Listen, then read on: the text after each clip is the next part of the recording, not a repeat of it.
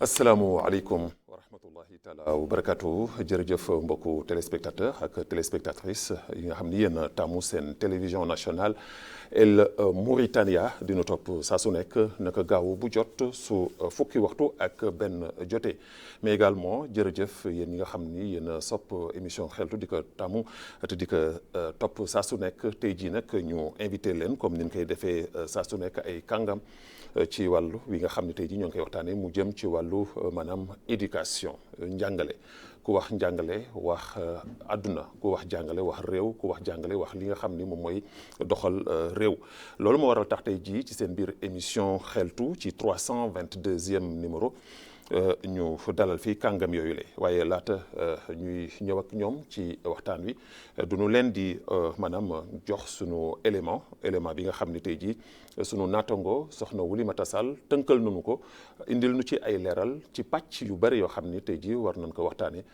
tey jii ci sunu biir émission ñu ànd ak waa régie fële nga xam ni moom moo nekk ku nekk régie tey jii di naan Minta Ahmed ak Lemina Mint Mohamed Yahya ñu jox nu sunu élément si complicité sunu coordonnateur tey jii Abdoulaye Sow ñu dem ci régie dellu soit ci plateau bi.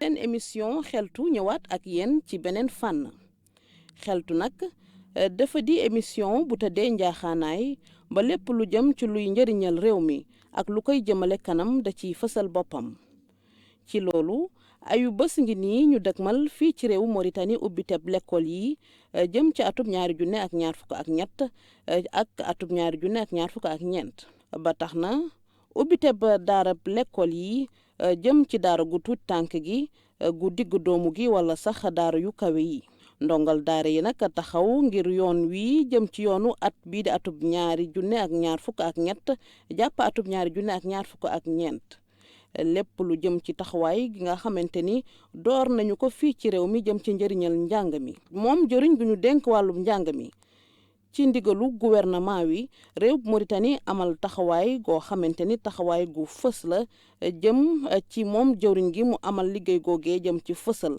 ak fexe lépp loo xamante ni dafay jëm ci njàng mi ñu jëmale ko kanam ci réew Mauritanie Babacar Naam am ay gan yoo xamante ni kenn dootul leen natable ci réew mi ci seen taxawaay jëm ci liggéey gu ñuy amal ci wàllum njàng mi ba tax na daañu waxtaan ak askan wi ñu wax ñu lan mooy ay leeral ak mbir yi nga xamante ni tëral nañu ko ngir luy jëmale njàng mi kanam waaye itam daanu indil ay leeral ci li nga xamante ni lu toll ci ñaareelu at bi tey ñu ngi koy dégg muy l'école républicaine lan lay wundu ñuy wax ni lépp loo xamante ni jëm na ci wàllu boddi ak xàjj ak seen duñ koy dindi ci l'école gi waaye nag ñu ngi ciy xaar ci ñoom nu jox nu ci ay leeral fexe ba ñu gën a dégg lan mooy l'école républicaine boobule. waaye itam jafe-jafe yi nga xamante ni ñoom jàngalekat yi ñu ngi koy jànkonteel ci wàllub njàng mi wala njàngale mi bëgg nañu it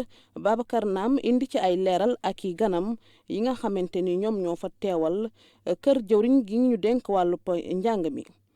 ki nga xamante ni ci plateau bu télévision nationale moom moo fa teewal kër jëwriñ bi moom ci boppam dina indi ay leeral ci lépp loo xamante ni ñoom jàngalekat yi ñu ngi koy xaar ci nguur gi jëm nag ci luy jëmale seen wàllu pa nekkin kanam naam nag am na mbir yoo xamante ni nguur gi amal na ko jëmale ko ci jàngalekat yi ba ñu bëgg ci lool ndax doon nañu gis ñuy amal ay doxub ñaxtu di ci wane seen bopp di mer ba fut loolee nag gis nañ ni am na yokkute yoo xamante ni amal nañu ko jëmale ko ci ñoom waaye naam am na yokkute yoo xamante ni wala mbir yoo xam ni ñoom jàngalekat yi ñu ngi koy xaar ci gouvernement wi ndax fan lañ ci toll ndax ñu ngi koy amal wala amaluñ ko loolu it ñu ngi ciy xaar ay leeral ak i gan yi nga xamante ni ñoom la Babacar Naam dalal ci plateau bu télévision nationale. lu yàggul dara gis nañu moom jëwriñ bi taxawaay nga xamante ni amal na ko ci wàllu njàng mi am sax ay jàngalekat yoo xamante ni moom ci wàllu boppam ak ñu mu àndal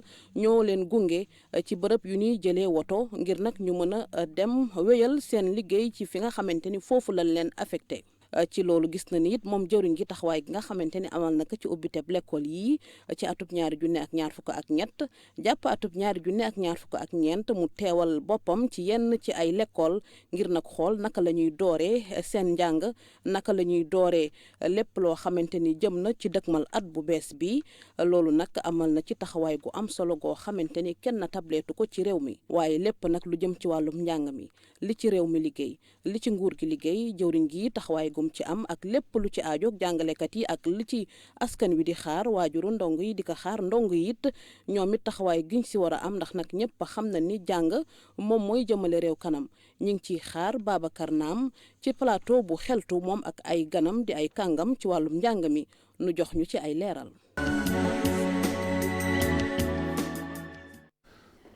soxna Oulimata Sall jërëjëf ci reportage bu am solo boo xam ni def nga ko jëmale ko ci njàng mi ci ubbite école bi waaye également ci invité yi nga xam ni invité na leen tey ji ci plateau bi effectivement ay ténor comme ni mu ko waxee ci annonce bi rek ay maanaam de très grandes personnalités tey ji ci wàllu enseignement la invité tey ji ku ci jëkk kii mooy Mouhamadou Diallo inspecteur de l'enseignement fondamental à la retraite moom laa invité tey ji ñaareelu invité bi ma invité leen ki nga xam ne mooy soxna Ndeye Fatma Sarr du chargé de communication au ministère de l'éducation nationale di maanaam une grande figure aussi moom tamit que ci wàllu enseignement bi di ci liggéey bu am solo ma koy jaajëfal nag ndaxte xat na lool ci moom te am na peut-être ay occupation yu bëri yoo xam ne am na ko waaye nangul na ma ndaxte li nga xam ne ñoo ngi koy waxtaan tey jii mënuñu ci woon waxtaan ak enseignants yi te waxtaanewuñu ko ak moom mi nga xam ni moo toogal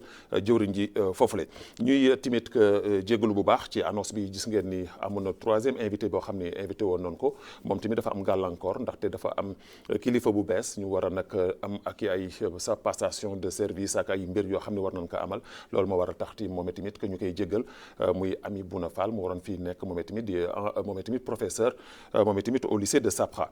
Alors du ñuy commencer ak sunu invité yi doyen Diallo mbégte bu rëy tey jii laa amati jàkkaarloo waal ak yow ma jox la kàddu gi nga nuyoog mbokku téléspectateurs yi.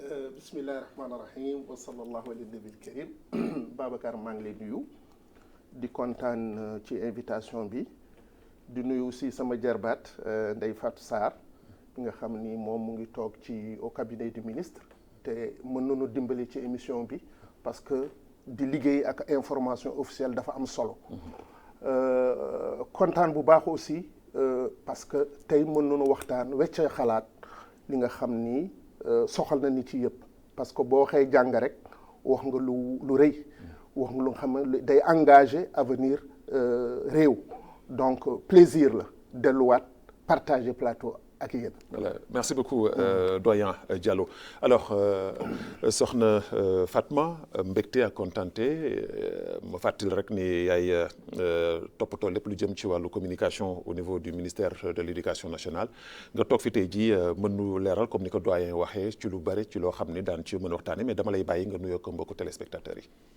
auzu billahi mina shaytaani rajim bismillahi rahmaani rahim wa sallallahu ala nabil karim Babacar dama lay delloo nuyoo waaye di am mbégte gu rëy tamit di partager ak sama tonton bi plateau wax dëgg yàlla mu nekk une grande figure de l'éducation nationale nga xam ne kenn naa tablette ko di la jaajëfal tamit ci dalal bi nga ma dalalaat xëy na xat na sax mais defe naa ni yow moom koo woo day sawar a ñëw te dañuy am aussi mbégte lool ñëw di apporter as tuut que néew ci li ñu jot a xam ci ay information ngir mun ko partager mu war a mën a jëriñ askan wi incha allah ñu ñaan rek lépp lu ñu fi yëkkati wala lépp lu ñu fi wax yàlla na doon liy jëriñ incha allah. voilà très bien donc kon nag seen ay invité ngi noonu mais moom ci boppam soxna Ndeye Fatma lay doore ndaxte defe naa ni tey jii ci plateau bi yow yaay kii gën a habilité tey jii pour ubbi waxtaan wi mooy question bu njëkk bi ma lay laaj mooy ubbite école bi amal nañ ko nag ay bis yu ñu génn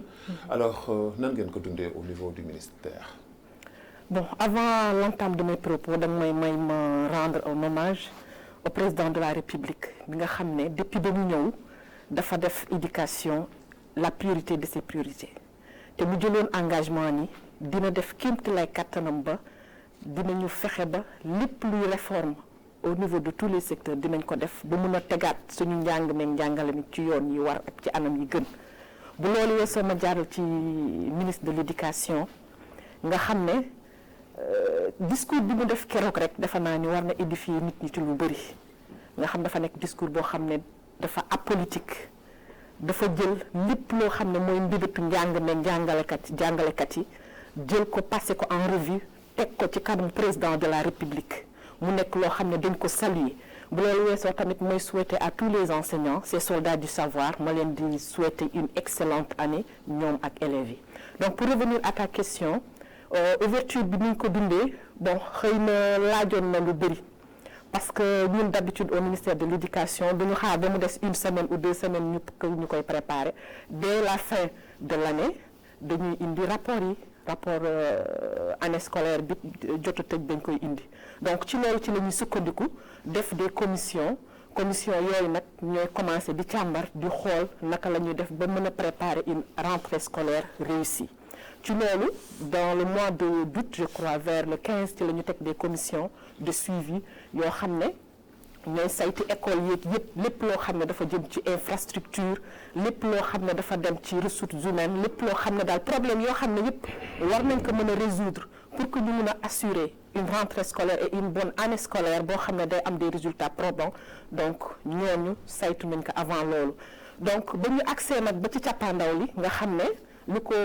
marqué mooy la cérémonie officielle bi nga xam ne le président de la république bu mu ñëwee ba tey moom moo koy présider boppam donc loolu tamit mën naa wax ni ren c'était extraordinaire parce que xëy na bon du li ñu yàgguñu lool mais am na lu ñu jot a gis te am na lu ñu jot a dund donc mu nekk une ouverture réussie mu nekk loo xam ne vraiment dañ koy saluer te dañ leen ci jaajëfal bu baax mu am aussi d'autres mesures yoo xam ne jël nañ ko au courant de l'année lépp rek pour mën a dimbali enseignants yi ñu mën a nekk dans de bonnes conditions mais élèves yi aussi ñu mën a def de telle sorte que seeni ay résultats dinañ ci mën a taxaw ba année scolaire bii nga xam ne moom la ñu dëgmal nii donc mu nekk une année scolaire réussie. Très bien alors salué nga léegi maanaam volonté ak engagement wu président de la République ci li nga xam ne jël na ko bu mu ñëwee ak léegi ci boppu réew mi ci wàllu enseignement mais loolu c'est la chargée de communication Ndeye Fatma Sarr moo ko wax est-ce que réellement engagement boobu nga xam ne njiitu réew mi am na ko ministre tutelle bi nga xam ne moom am na ko comme ni nga ko waxee est-ce que loolu tamit que moom mooy lu dëppoo ak maanaam mbébétu enseignants yi par contre soo xoolee déglu enseignants yi aussi tamit seen côté dañuy wax ni bare na ay manquements yoo xam ni am na au niveau de l'enseignement. Bon manquement moom mënul ñàkk parce que bi ñu tàmbaleeg léegi mën naa wax ne xëy na bu fekkente ni defuñu lépp tamit xëy na mën naa ni les 2/3 xëy na ci seeni plateforme revendicative def nañ ko au courant de ces 2 dernières années wala ces 3 dernières années donc ci loolu booy xool plateforme revendicative bu enseignants yi daan teg da nga daan gis sax la preuve l'année dernière il y a eu moins de grèves te li ko waral mooy seeni revendication yi ñu doon indi xëy na même bu fekkee nguur gi mataliwul lépp parce que lépp xëyul sotti ci benn bis même bu dee nguur gi mataliwul lépp tamit am na ci une grande partie boo xam ne nguur gi teg na ci loxo te def nañu seen kéem kattan ba lépp loo xam ne lii mënoon nañ ko def ci biir année scolaire boobu nga xam ne dina leen may ñu am des conditions plus ou moins meilleures donc jot nañ ko def ce qui fait qu'il y a eu moins de grèves l'année dernière par rapport aux 2 ou 3 dernières années donc ci loolu mën naa ci citer donc il y a l'augmentation de la masse salariale bu enseignants yi gis nañu tamit budget bi nga xam ne moom la ñu alloué l'éducation nationale ñu yokk ko gis nañu tamit un fonds boo xam ne dañ ko teg muy xaalis bu takku nga xam dañ ko teg uniquement pour la réhabilitation des établissements parce que dañ daan gis école bu dee ibbi ministre yeeg wala ñu ne xëy na seen yoon daawu coo nekk dañu toog ba ñu ne suba la école di ibbi ñëpp ñëw daanu ci école boo ñëwee nga fekk école bi ci anam yoo xam ne du nekk lu propice daal donc loolu dañ ci bàyyi xel donc chaque année il y a des commissions de suivi yoo xam ne dañuy taxaw ci loolu pour que lépp loo xam ne manquement la ñu mun ko régler à temps mais avant la rentrée des classes. Très bien mais est-ce que fonds boobu nga xam ne tey jii def nañ ko nga wax que teg nañ ko pour aussi tamit que mu nekk loo xam ne dafay nekk appui ci wàllu école bi est-ce que fonds boobu du jaar fi mu daan jaar parce que dañ daan gis à chaque fois fonds yooyu dafa daan am ndimbal yooyu da daan am mais à chaque fois suñu ko defee da ngay gis kenn koo xam ni ma Sambay ñëw ma Dembay ñëw ni ko fuux dem yoonam te dara du ko ci fekk est-ce que loolu Babacar, bon, il faut reconnaître une chose, c'est qu'avec la mise en œuvre de cette réforme bi ñu entamé la première phase dañu gis ni benn commission de suivi bien que am na commission de suivi bu ministère de l'éducation teg mais au niveau de la primature aussi le premier ministre dafa doon présider beneen commission ak beneen comité interministériel boo xam ne dañ leen chargé woon ñu def suivi et évaluation wu école yooyu te ci loolu am naa yaakaar ne bu fekkente ni mécanisme d'évaluation et de suivi yi ci war def nañ ko ci pour càmbar loolu defe naa ni fu mu daan jaar même bu fekkee dafa fay jaar tamit xëy na dina tanandi ak nu mu daan amee te gëm naa ni aussi que ni ak suivi bi amoon daaw te ren ji aussi le président de la République gis nañ ko ci mercredi bi passé mu joxewaat des instructions ni fii ak 2 mois na suivi boobu continuer am naa yaakaar ne buñ ko continuer noonu fu mu daan jaar du fa jaar te yaakaar bi ñu am peut-être que d'ici l'année prochaine incha allahu dina am. voilà parce que suivi mooy sunu problème majeur. Voilà. Monsieur l'inspecteur Diallo dégg nga li nga xam ni moom la sunu jigéen Ndeye Fatma wax comme ni nga ko junjee sànq c'est la personne idéale tey jii pour mën a leeral lu bare alors ban jàngat nga am ci li nga xam ni dégg nga ko mu jotoon di ko waxandi jëmale ko ci engagement wu njiitu réew mi ci wàllu njàngale mi ci li nga xam ni moom la ministre bi aussi tamit ko engagé wu wax ko naka bërki dem. waaw jërëjëf man déglu naa suñu jigéen bi je pense que li mu fi jottale boo ko dégloo day dal xel c'est-à-dire que njëwriñ bu toppatoo jàng bi ak sax njiitu réew mi bu ñu ñëwee ci ay cérémonie à la veille de la rentrée scolaire di joxe ay lancement di joxe ay instructions day dal xel mais baax na toujours en dehors des intentions yu ñuy montrer peut-être même ay volonté yu ñuy exprimer ku mun a am suivi sur le terrain. Très important. Pour voir réellement terrain bi lan moo ci nekk. parce que man jeudi passé dugg naa ci benn école Arafat mais il y avait pas d'élèves il y avait que des enseignants. Il y avait les enseignants présents mais il y avait pas d'élèves. loolu nag bu amee kenn mënu ko jiiñ ministère kenn mënu ko jiiñ njiitu réew.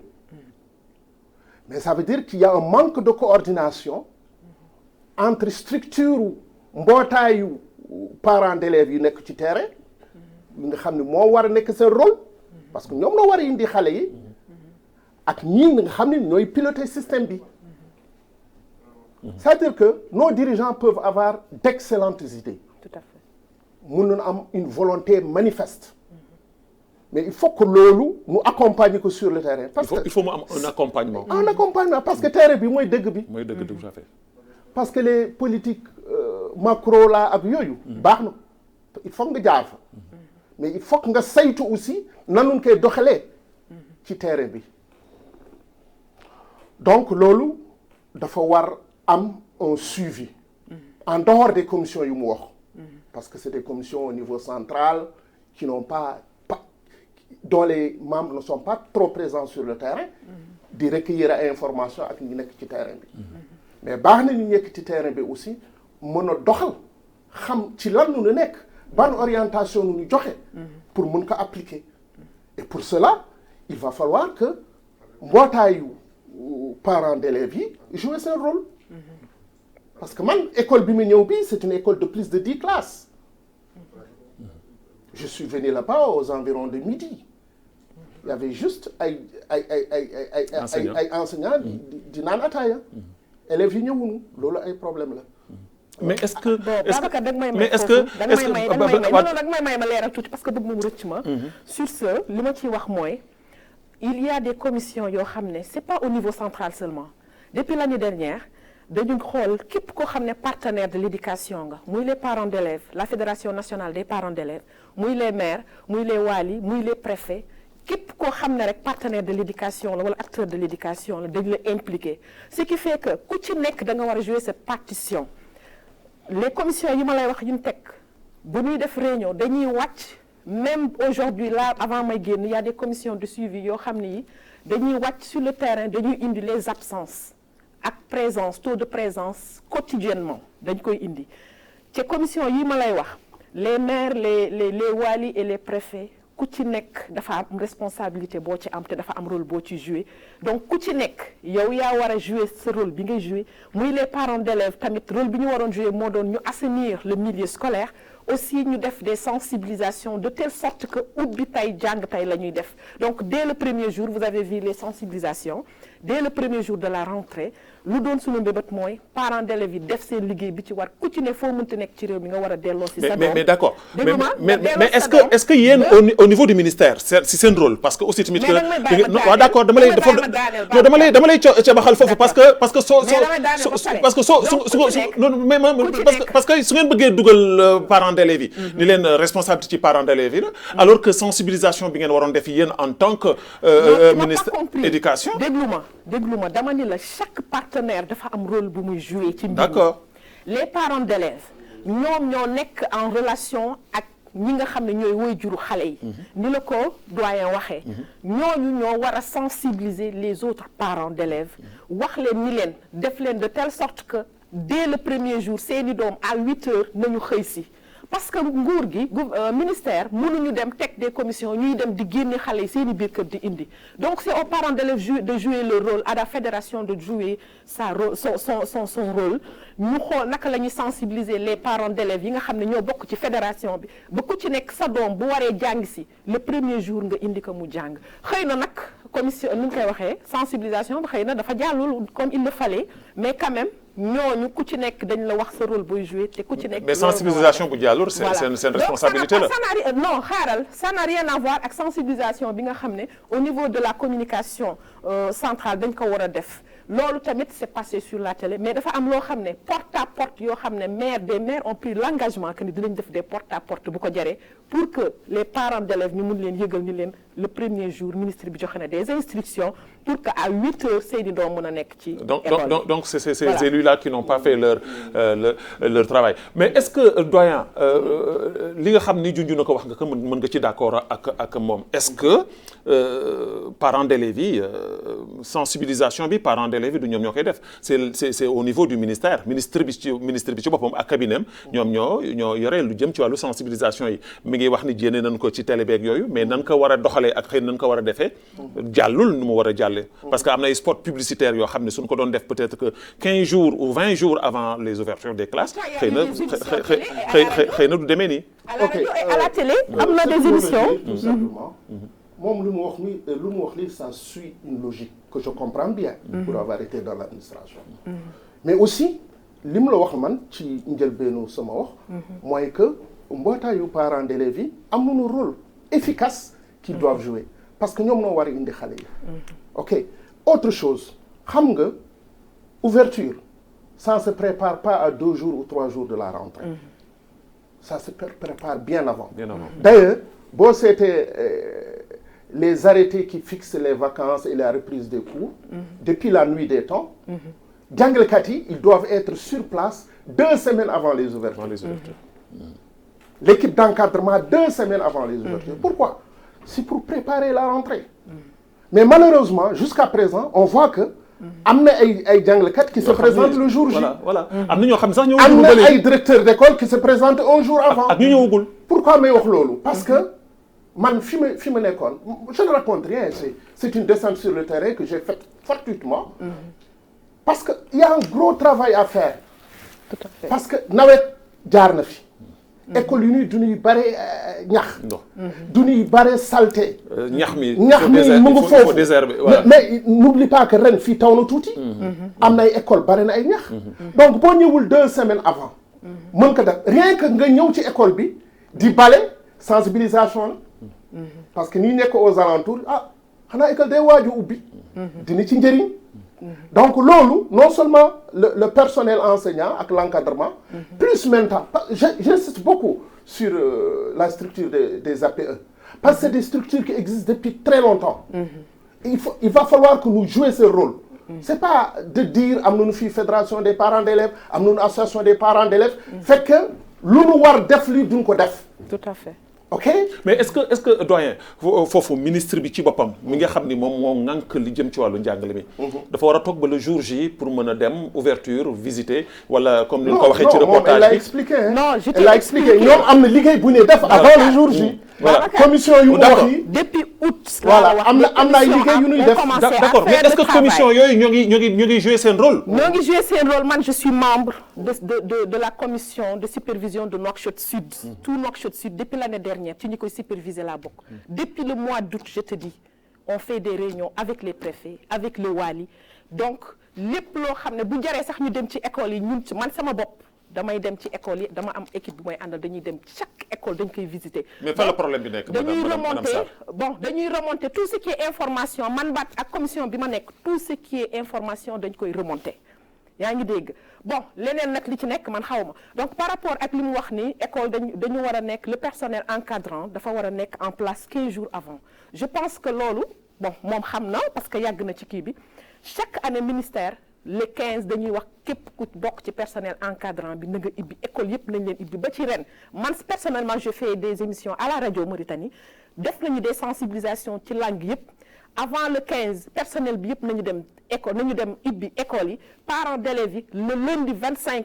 les inscriptions ont commencé les maires xaw ma seetaanul da ngeen ko seetaanul télé wala assainissement l'année dernière je dis l'année dernière wala l'année d'avant assainissement dañ ko def dans les établissements dans tous les établissements dañu def institutionnaliser une journée de la propriété et de l'assainissement en milieu scolaire c'était du temps de Mélaynine on l'a fait donc ñu def ko sur l'étendue du territoire cette année les maires ñoo ñëw ni ñoom ñoo koy jël en charge maire bu nekk yaay dem sa école nga def fa assainissement boobu donc dañu dégager rôle boobu ci waa ministère ñoom ñoo dem ñoo ko def anam yu ñu ko defee bon ça n'engage que mais quand même. mais ça n'engage que mais yéen les premiers responsables. mais quand même le personnel administratif et encadrant à partir du 15 ñoom ñëpp ubbi nañ seen buntu école te ñu ngi foofu à partir du lundi 25 ils ont commencé les inscriptions.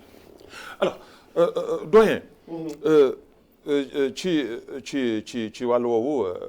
dégg nga sunu naataangoo li nga xam ne wax na ko jëmale ko ci enseignants yi nga xam ne ministre bi gunge na leen. pour ñu dem au niveau à l'intérieur du pays. mu nekk donc déjà benn mbir boo xam ne dañ koy faral léegi di ko gis bu baax a baax ci ministère bi. mais les enseignants là yi nga xam ne ñoom ñooy faral di dem ci à l'intérieur duñ siy gis à chaque fois parce que man daaw. am na ci ñaari enseignants yoo xam ne gis naa ñoo xam ne dem nañu seen bérébu liggéeyukaay. mais lanu doon xaar ak lanu doon wut. ak lanu yaakaaroon ak lan leen waxoon ba nu demee fekk nu fa dara c'est-à-dire que maanaam ci wàllu condition de vie bi nga xam ne enseignant war na def parce que un enseignant. mënul jàngal xale dara dugg ci boppam su fekkee ni moom amul stabilité. su fekkee ni moom amul assise. li nga xam ne war na ko am. parce que il y a des zones yoo xam ni dans ce pays là. yoo xam ni c'est des zones très reculées. yoo xam ni condition de vie bi dafay xaw a jafe. alors lan nga yaakaar ni en tant que expérience bi nga xam ne am nga ko. lan la nguur gi ak lan la war a ministre de l'éducation war a def. pour mën a fexe ba ces genres de problème là ñu bañ ko gisati ci enseignement bi. waaw man am na benn fait bu ma bëgg a relever. accompagner enseignants yi du lu bees. en fait ñu ne accompagner ñi c'est les sortants. les anciens on les accompagne pas. Absolument. Chacun rejoint son poste. Absolument. tout à fait. Absolument. mais loolu yàgg na fi. man bi muy génne en 83. le ministère nous a affrété un avion. en 83. pour rejoindre le Gorgol Kayit. donc loolu yàgg na fi. accompagner ñu bees toujours dañu leen accompagner parce que léegi nu ñu génni amuñu dara ci seen poche il faut que ñu yóbbu leen. tout à fait. léegi beneen problème bi nga wax bi mooy problème jàngalekat yi ak jafe-jafe yu nii rencontré. surtout ñu génn ñi bees. voilà ñu génn ñu bees. ñu leen di yóbbu ci milieu parce que ku masul génn sa kër yaay jël sa kër baay. d'ailleurs je vais vous raconter lu métti luy dund. en tant que retraité je vais vous raconter une anecdote mon premier poste d'inspecteur c'était au Guidimaxa. Il y avait un jeune instituteur sortant. Alors bu ñu ñëwee fii ministère bi moo leen di def ci ay oto. wala ay avion bu ñu eggee. bu ñu eggee drain yi noo leen di def ci ay yeneen oto jëpp ku nekk. ci localité am na un jeune il avait à peine 17 ans très jeune. chauffeur bi ñëw ba ci dëkk bu mu war mu ni ko yow fii nga jëm fii laa lay bay mu ni Mahmoud lay xalli ni woon rek rangoñ commencé tout tu comprends donc accompagnement boobu dafa war am surtout pour les sortants tout à fait comme ni nga ko waxee am na ñi nga xam ni ils vont dans des régions qui leur sont étrangères musuñu ko gis parce que boo jógee Rosso dem Adel Bagourou c'est deux milieux différents. Adel Bagourou gaa lieu bu mag la. ci lekk bi ak ci naan bi. ci lekk bi ak ci naan bi dama lay dolli foofu sax. waaw parce que ñun ñi en tant que journaliste. tey jii su ñu amee tey jii mission présidentielle ñu ànd ak njiitu réew mi. soo demee ci yenn zones yi. yoo xam ni ci lekk bi rek. waaw soo toogee ñaari fan rek. waaw da ngay gis am na ñoo xam du ñuy dem jënd ci boutique yi ay biscuit la ñuy jënd meew. pour lekk parce que dootuñu lekk bi dootuñu xam. non début bi moom jar nañu ñaax toujours. les associations des parents d'élèves pour accompagner surtout. bu amee chance nekk ci école bu mag du am problème parce que ça bu nekkee ci une école à cycle complet du am problème mais le problème c'est que intérieur bi la plupart des écoles c'est des écoles à cycle non complet donc parfois même un sortant peut se retrouver seul tout à fait foofu lay méttee alors il va falloir que mu am ay accompagnement de la part des parents d'élèves que des instructions même soient données aux autorités locales aux autorités comment dirais-je aux élus locaux pour que les sortants nu mën leen def ci ay anam yu baax pour nu mën a entamer année scolaire bi nu mu gën rafete voilà soxna Fatma est-ce que tey jii lan mooy taxawaayu d'abord lan mooy taxawaayu tey jii ministère bi accompagnement bi comme ni mu ko waxee du lu bees mais situation bi nga xam ne enseignants yi nga xam ne ñoo ngi soogam di jénn xamul dara ci biti nan lan moo si taxawaay bon li mu wax nii je crois que ñun ñi ñëpp dund nañ ko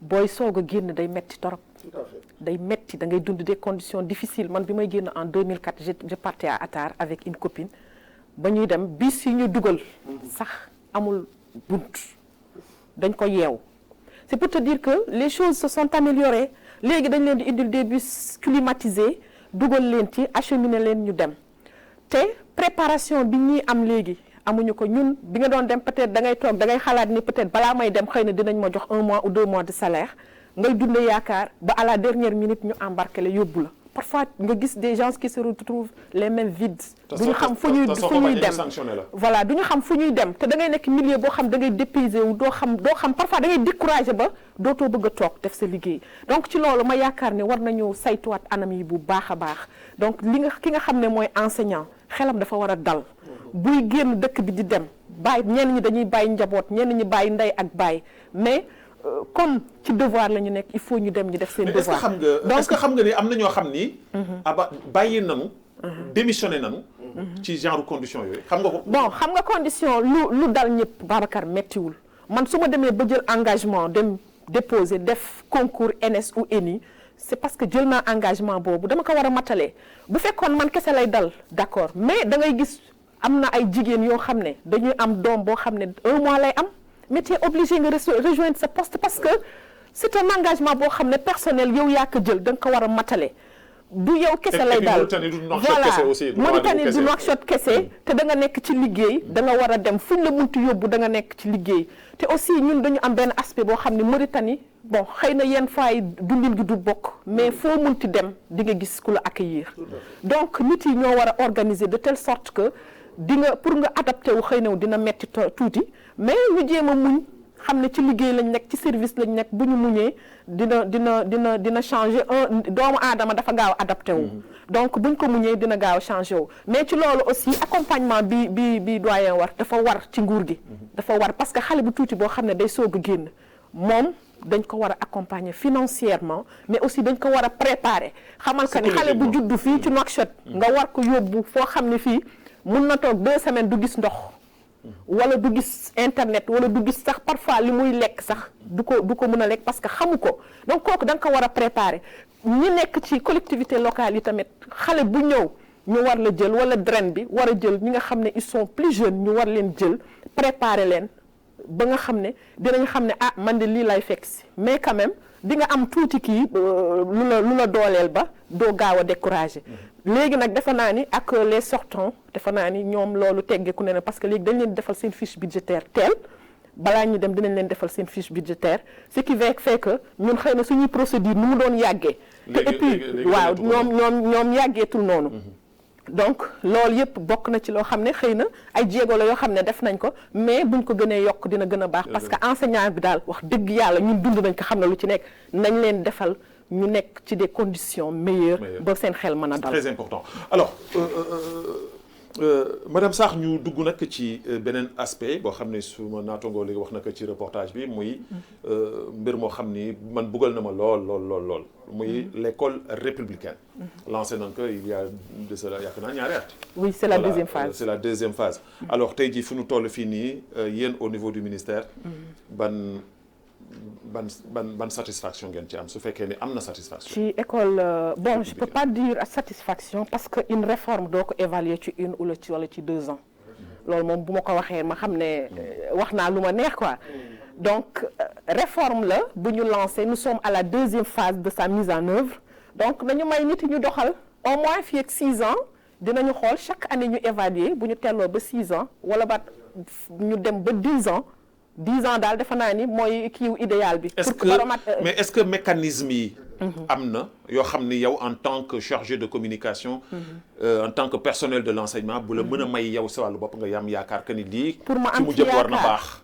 xam nga réforme bi dafa responsabilité yi ci war c'est partagé te defe naa ni liñ ko ŋàññi bëri na mais ci sama yaakaar amul benn réforme bu bon. xëy na mise en œuvre bi xëy na mooy indi problème parfois ci ñi koy saytu ak ci anam yi ñu koy defee mais gëm naa ni bu fekkente ni mise en œuvre bi def nañ ko nuñ ko waree bu ñu eggee ba ca cappaandaw ga ak ni ñu tegee charte yeeg yépp ñu respecté ko gëm naa ni bu ñu eggee ba ca cappaandaw ga xëy na objectif yi nga xam ne mooy objectif yi ñu visé woon dinañ ko mun a atteindre mais je réitère mes propos mise en œuvre bi toujours mooy indi problème wala mooy fausser calcul yi nga xam ne moom la nit yi def ñu ñaan yàlla rek képp koo xam ne kii rek yow ci nga bokk te war nga ci jàpp ba affaire yi àgg ci anam ni mu waree nga jàpp ci ba ñu mën a egg ci résultats yi ñuy xaar. alors doyen la réforme l'école républicaine en tant que ko am expérience ci mbir mi nan nga ko dundee ak nan nga gisee taxawaayam ak doxinam est-ce que am nga ci yaakaar. bon il faut dire que sunu réew ci réew yu gën bare réforme la jël la bokk. wala su nekkul c'est la marque déposée du système éducatif mauritanien. su fekkee ni nekku ko sax. waaw parce que nous sommes l'un des rares pays du monde et je mesure bien mes mots ñu nga xam ne en moyenne tous les 12 ans on procède à une réforme et chaque réforme est un séisme. Tout à fait. Et ça, c'est un problème dans un système éducatif. Parce qu'un système éducatif a besoin de stabilité. A besoin de stabilité. Parce que réforme yu ñuy def yi en général, c'est des chamboulements. Aussi bien dans l'enseignement des langues que dans l'enseignement des disciplines. Je donne un exemple très simple qu'elle connaît, elle est professeure du secondaire. collègue am yi doon jàngale philosophie bi réforme 99 ñëwee du leen ber soit tu te transformes en professeur de français et tu n'étais pas formé pour être professeur de français. Tout à fait. Soit tu es laissé à la marge kooku ci inconvénient chamboulement réforme yuy am on y va cette année aussi. Ils ont dit que la 3e année, les enfants feront les mathématiques en arabe. Alors que depuis 99, le maître d'arabe, il n'enseignait que les matières littéraires. Tout à fait. Il n'était pas outillé pour enseigner les mathématiques. Donc, un nouveau défi. Tout à fait. Qui se pose. Réforme, baax na, mais fekkee c'est très réfléchi et bien préparé. Parce que bi ñu jógee génn ñun ci régler wuñu problème yi. tout à fait. 79 ba 99. Quel était l'esprit de l'avant-dernière réforme? C'était d'unifier le système pour que tous les enfants soient sur le même banc. Au lieu qu'il y ait filière arabe fii, filière wolof fii, filière pulaar fii, ñoom ñëpp nu ñu dellu. Mais on n'avait pas suffisamment d'enseignants de français. Les mesures d'accompagnement n'étaient pas là. Moi, c'est ce qui me préoccupe. Quand j'entends une réforme, je tique à chaque fois qu'il y a une réforme. Daf may tiital. Parce que quand même, j'ai passé 35 ans dans le système éducatif mauritanien. J'ai vécu 2 réformes, celle de 79, celle de 99. J'ai été acteur. Mais boo jaaree ci réforme dem ci beneen, c'est comme un tremblement de terre. Donc, il faut que nous am jàngat ci lu passé et puis nous anticiper les difficultés. Il faut trouver de très bons maîtres pour enseigner aux enfants les mathématiques en arabe. Jusque-là, ceux qui étaient là n'enseignaient pas les mathématiques. Ils l'enseignaient en première année et deuxième année peut-être en arabe. Mais plus ngay avancer, plus niveau bi di jóg. Donc je pense que le ministère aussi va s'adapter à la situation, va mettre en place un plan de formation continue pour ces nouvelles matières qui sont enseignées dans une autre langue. Et à ce qu'il semble, maintenant, toutes les autres matières scientifiques, durant la période transitoire, seront enseignées en arabe. C'est ce que j'ai compris.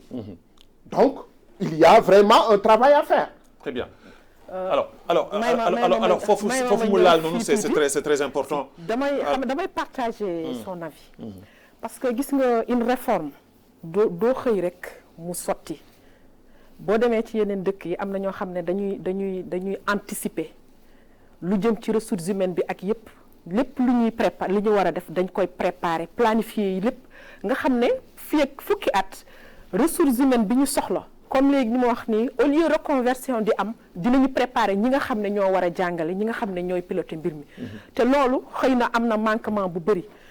te aussi booy xool sax li mu wax nii day répercuté wu ci taux de réussite u élèves yi parce que yow da ngay nekk ci classe dañ lay jàngal les matières scientifiques te ki lay jàngal les matières scientifiques peut-être que maîtriser wul français bi donc langue maîtriser wul langue bi léegi il est obligé mu def recours ci yenn langue maternelle yi alors que boo ñëwee ba concours français pur et dur lañ lay indil ci épreuve bi du ñu xalaat ne kii comprendre woon wala dara dañ lay indi xooluñu niveau élève bi ndax langue bi ñu leen jàngal nañ leen ko ci français bi war wala déedéet ñoom dañuy indi épreuve bi teg parce que ñoom programme bi ñu teg loolu la méngool donc dañuy yaakaar ne xëy na élève bi épreuve bi bu ko liiree dina ci génn dina ko comprendre alors qu'il passe à côté parce que jàngaluñ leen ko ci français bi war dañ leen ko jàngal peut-être que parfois sax nga gis koo xam ne day def recours ci beneen langue pour mun a faciliter élève bi compréhension bi alors que mi ngi leen di sacrifier donc loolu bokk na ci yoo xam ne ci réforme bi dañ ko war a saytuwaat càmbaraat ka préparer des formations continues pour enseignants yi def des renforcements de capacité yoo xam ne day continuer à chaque année ñu koy def pour que ñu mën a bañ a jànkonteel lii parce que fi ñu jëm nii li mu wax nii dama koy d'accord parce que fi ñu jëm ñii nga xam ne dañoo war a jàngale les classes de 3e année jàngal leen mathématiques wala les matières scientifiques en arabe ça pose problème. Mais est-ce que il faut le reconnaître ça pose problème. Donc nguur gi nañu def seen kéemt lay kattan ba ñi nga xam ne dañoo war a jàngal suñu doom yi ñu fexe ba ñu nekk à mesure jàngale yooyu langue ñu defal leen renforcement de capacité bi ci war te ak nu mu gënee gaawee. Sinon dina doy waar. Alors li jëm ci jàngalekat yi. comme ni mu ko junjee léegi. jàngalekat yi suñu xoolee tey jii. soo demee ci yenn zones yi sorewul sax ngay dem ci yenn dëkk yu sore yi même fii sax ci biir capitale bi daa dugg ci yenn école yoo xam ni da ngay gis professeur arabe bi manqué na fii professeur français manqué na fii professeur mathématique manqué na fii alors lan moo ciy taxawaayu ministère bi lan ngeen tey ji war a taxaw tey ji pour mën a pour cette année man ci commission bi ma nekkoon dirigée par Soumaré le conseil Soumaré au niveau de Nouakchott Sud avant école di ibbi dañu def réunion ak ñëpp le personnel administratif bi nga xam ne ñoo fa nekk ak ñëpp ñu ni leen nañu def de telle sorte que parce que bi ñu defee évaluation def yëpp dañu remarqué ni déficit amul mais problème de déploiement moo am donc au lieu ñu jël critères yi leen ministère jox xëy na quelque part day am benn laxisme buy am ba ni ñu mënee def boo waree def 5-2 wala 5-3 doo ko def yow da ngay xool loo xam ne ñenn ñi dañuy familiariser wu peut-être ak enseignants yi ba parfois pour nga def déploiement bi ci war par exemple nga ñëw Nouakchott Sud am un surplus wala Nouakchott Ouest am un surplus pour nga jël surplus boobu yóbbu ko Nouakchott Sud parfois am na ñoo xam duñ ko nangu te rigueur bi si war des fois gaa ñi duñ ko def man j'ai assisté plusieurs fois loo xam ne am na ñoo xam dañuy wax naan waa am na ñoo xam doon mais loolu du rôle personnel administratif bi responsable administratif bi ce rôle mooy kii dafa jël un engagement quantum horaire am d'abord na ko respecté ni ñu ko defee définir ci texte yi bu loolu paree donc fépp foo xam dafa am manque yow amoo bu fekkente ne yow am nga un surplus nañu def un redéploiement donc ñu mën a couvrir toute la zone te loolu buñ ci taxawee incha allah je crois bien que absence yi am yeeg wala déficit yi am quelque part du ko am mais quand même rigueur bi ci war nañ ko ci def alors doyen du ñuy ñëw nag ci benn poñ boo xam ni j'en suis sûr et certain que ni bokk nga ci ñi nga xam ni da nga ko mas a xeex mas a yuuxu loolu pour que loolu ñu régler ko muy les langues nationales alors tey jii nguur gi fi nekk jël nañu langue nationale yi dugal ko ci enseignement bi mais est-ce que dugalin boobu ñu ko dugal nan ko dugalee ak nan ko waroon dugalee noonu la ak yow ban jàngat nga ci am. waaw Babacar yaa ngi junj ponk bu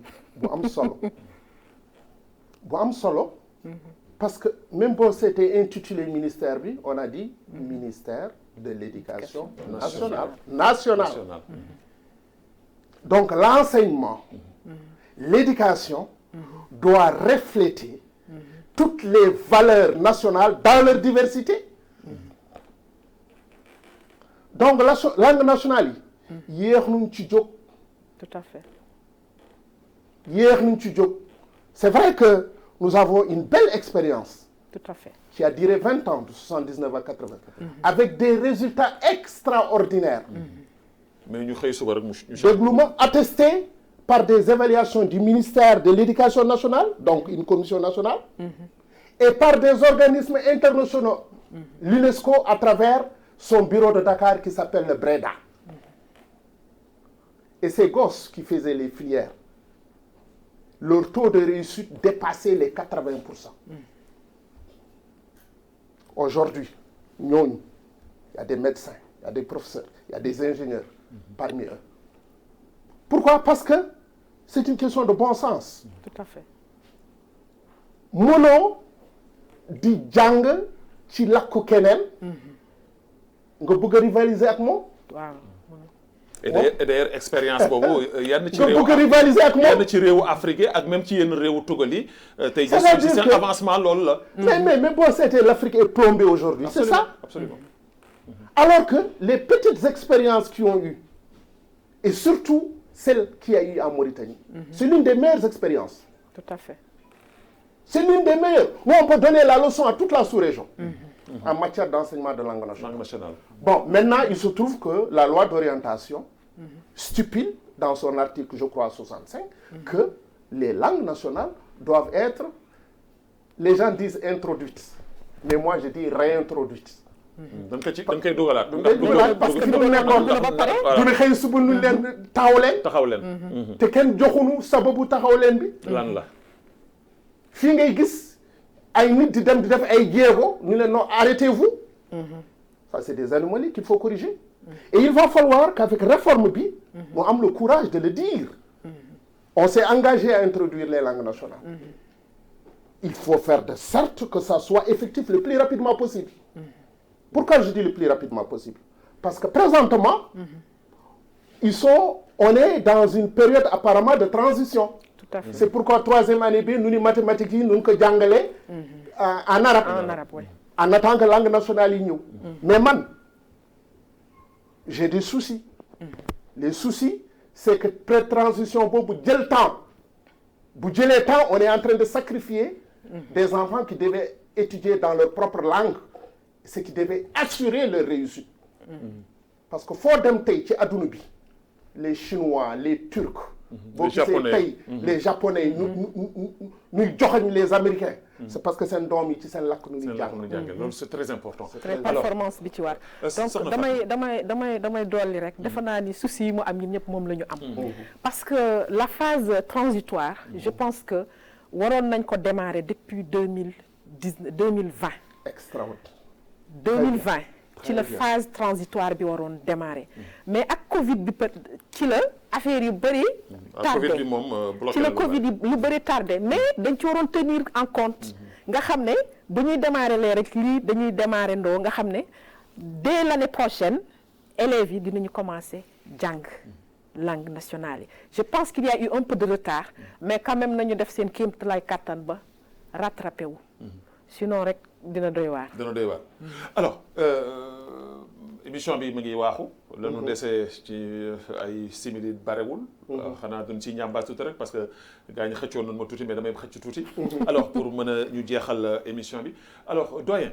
alors tey jii fi mu toll fii nii. la politique tey jii du gouvernement. maanaam si lu jëm ci wàllu éducation nationale. en tant que koo xam ni tey jii sa expérience may na la ko. sa vécu may na la ko. tey jii soo doon jox conseil tey jii l'état mauritanien ci lu jëm ci wàllu éducation ban conseil nga koy jox tey jii ci lan nga ko war a mën wax ni que laala sa loxo fii pour que mu mën a génn ci jafe-jafe yi nga xam ne ñu ngi koy jànkoonte. waaw xam nga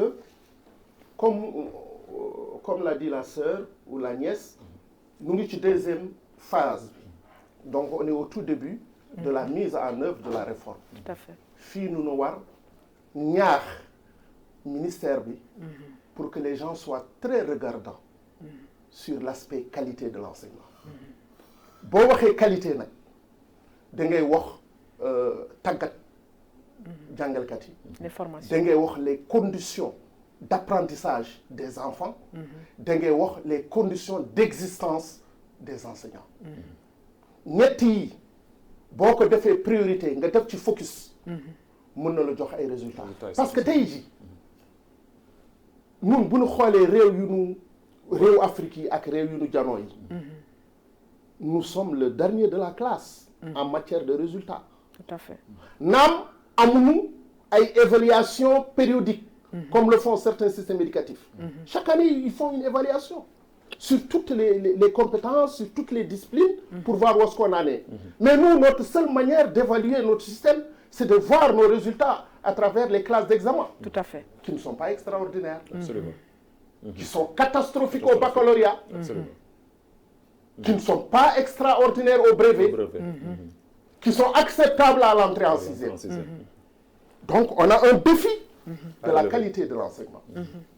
mais ci ñetti fànn yooyu nu ngi koy régler une formation initiale de qualité pour l'enseignant.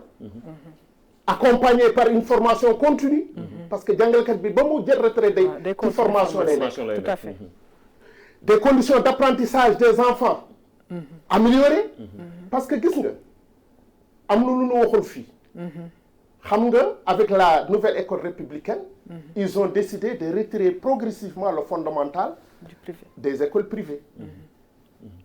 mais est-ce qu'ils ont pris toutes les mesures pour que tous ceux-là qui devaient aller au privé soient dans le public, qu'ils trouvent les conditions les meilleures. Parce que l'effectif va augmenter dans toutes les écoles publiques. OK? Donc, il faut que moi am ay lettres, il faut que moi am ay classes yu doy. Moi, je sais que balaa ma fay jóge d'ailleurs, ils avaient commencé à anticiper en construisant des classes supplémentaires. mais construction yooyu dafa war a continuer. pour mën a accompagner flux bi nga xam ni dina jóge public. Très bien. bon construction yi ci lay ñëw construction yooyu dafa continuer te defe naa ni li ñu jot a réceptionné entre daaw ak ren ci classe te mi ngi continuer parce que fii ba fin mandat le président de la République la ñuy kii chaque année dinañu réceptionner des classes parce que l'objectif du président de la République moo doon mu def plus de 3000 classes. te mun naa wax ni tey li ñu jot a réceptionné ci école ëpp na li ñu jot a réceptionné ci salle de classe ëpp na 2000 di dem ëpp na sax 2500. te nous sommes à quelques mois de la fin de son mandat.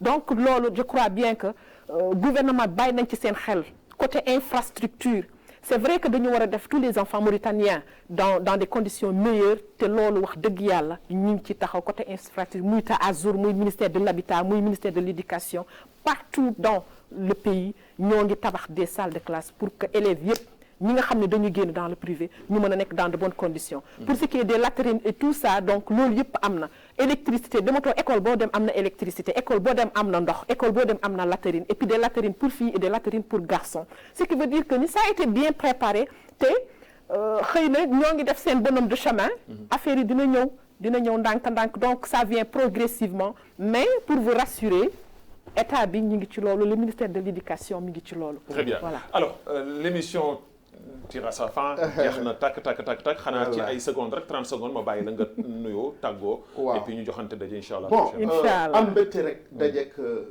la nièce. c'est qui a partagé. porté en tout cas la parole du ministère xam nga dafa am solo boo bëggee juger nga xam ci lan nu nekk parce que am na quand même fu lu toll ci ay at on va pas s'aventurer à dire des choses fekk amul amoo foo teg sa loxo. moo tax toujours baax na balaa ngay juger nga am information officielle tout à fait. mais aussi du nu tax nuy mbéj de temps en temps parce que nu noo bokk réew mi wallaay ñoom noo jiite mais nu noo bokk réew mi tout à fait. voilà très bien alors Fatma lay tàggoo. waaw may am man tamit le plaisir est partagé vraiment c'était un honneur de partager avec lui ce plateau wallahi de am tamit mbégte lool di ñëw di fegoor ak yow vraiment di ñaan toute la famille éducative di leen ñaanal une année de réussite vraiment di ñaanal aussi suñu ministre bi li mu sumb parce que am na fulla boo xam ne bii chaque réunion il fait des réunions hebdomadaires chaque lundi day wax nañu dem si les priorités te la ñu wax dañu résoudre les questions urgentes il n'hésite pas à prendre son téléphone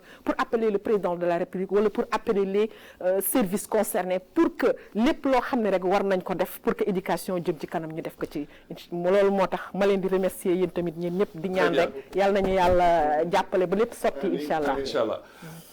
Amine soxna Ndeye Fatma Sarr chargée de communication au ministère de l'éducation nationale mbégte la kontante la à chaque fois mais partager plateau bi ak moom ndaxte xam nga invité nit mu xam lu muy wax xam fi mu jëm dafa am solo lool te macha allah moom elle joue pleinement son rôle au niveau du ministère de l'éducation nationale ñu koy ñaanal taxawaayam bu bëri ak promotion yu bëri nag man fu mu toll fii dafa am lu may séntu te loolu il faut que mu am le plus rapidement possible alors di gërëm di sant bu baax sama doyen l'inspecteur de l'enseignement fondamental Mouhamadou Diallo moom itamit c'est un plaisir à chaque fois may bokk ak moom plateau parce que li muy wax li dafa am ci ay mbir ak fu mu koy teg fu leer foo xam ni ndaxte ku def 35 ans jëm 37 ans